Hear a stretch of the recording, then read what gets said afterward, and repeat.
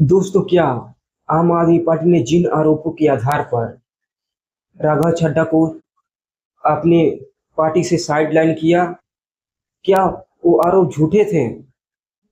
देखिए राघव चड्ढा ने पलटवार करते हुए क्या कहा। जरा सुनिए इस वीडियो को। आते हुए ये कहा कि इन 3 आरोपों की वजह से हम राघव चड्ढा को पार्लियामेंट में बोलने का मौका नहीं देंगे। राघव चड्ढा के पार्लियामेंट में बोलने पर रोक इसलिए लगाई गई क्योंकि उन्होंने ये 3 गलतियां करी। मैं एक एक करके इन तीनों पर आपसे बात करना चाहूंगा। पहला आरोप कि जब ऑपोजिशन पार्लियामेंट से वॉकआउट करता है, सदन से वॉकआउट करता है, तो राघव चड्ढा वहीं बैठे रहते हैं, वो वॉकआउट नहीं करते।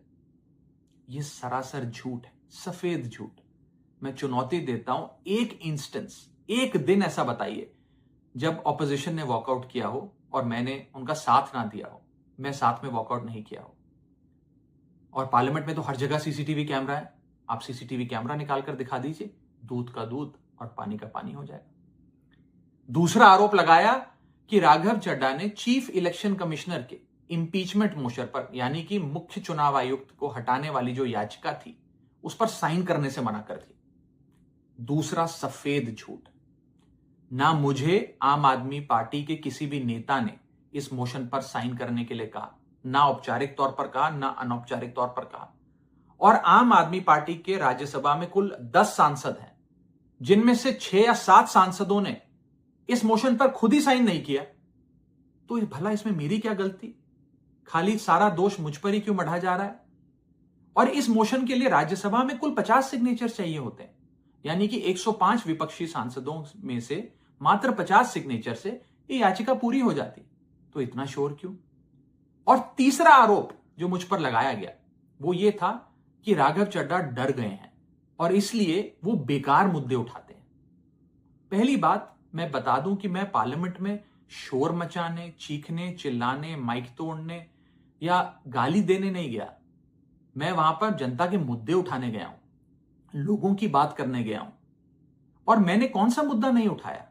मैंने जीएसटी से लेकर इनकम टैक्स की बात करी, पंजाब के पानी से लेकर दिल्ली की हवा का मुद्दा उठाया, हमारे सरकारी स्कूलों की हालत से लेकर कैसे पब्लिक हेल्थ केयर इंस्टीट्यूशंस को मजबूत किया जाए, इंडियन रेलवेज में जो पैसेंजर्स ट्रैवल करते हैं उनकी समस्याएं रखी, यहां तक कि मेंस्ट्रुअल हेल्थ, एक ऐसा मुद्दा जिसके बारे में लोग बात करने से कतराते हैं, वो बातें तक रखी। बेरोजगारी से लेकर महंगाई तक तमाम मुद्दे उठाए। आप मेरे 4 साल का पार्लियामेंट का ट्रैक रिकॉर्ड उठाकर देख लीजिए।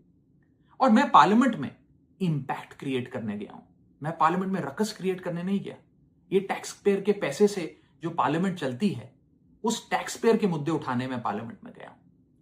अंत में मैं बस इतना कहना चाहता हूं कि जो लोग आज मुझ पर आरोप लगा रहे हैं, झूठे आरोप लगा रहे हैं, कि हर झूठ को बेनकाब किया जाएगा और हर सवाल का जवाब दिया जाएगा, क्योंकि मैं घायल हूं, इसीलिए घातक हूं। जय हिंद।